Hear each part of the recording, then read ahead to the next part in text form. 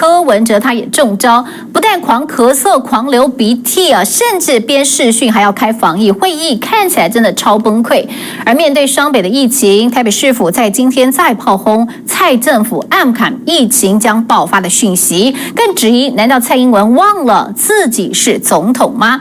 而新北市长侯友宜他也炮轰了，很多问题已经讲了1个多月了，人民也已经痛苦1个多月。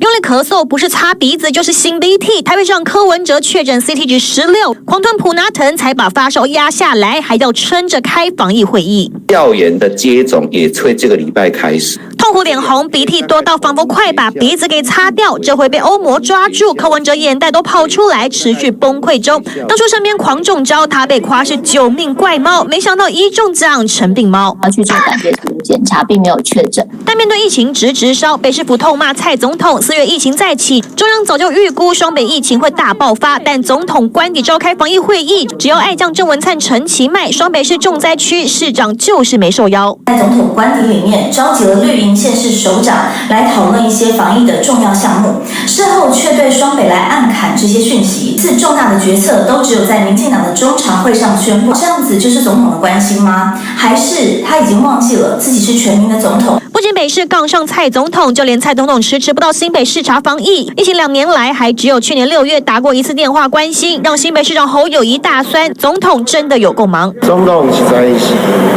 太多眼泪了，很多问题我都是讲了1个多月，人民已经痛苦了1个多月。蓝军炮轰病毒找上谁不看蓝绿，但蔡政府心中防疫永远分蓝绿。我在想问蔡总统，侯友宜市长跟你有仇吗？还是只是他颜色跟你不一样？要告知双北暗港防疫的相关的情况，草菅人命，不顾400万人民的死活。欧盟大军疯狂来袭，817万票选出了领导人，就怕眼中看的不是对手欧盟，而是只看到蓝绿。记者黄义俊、李雪。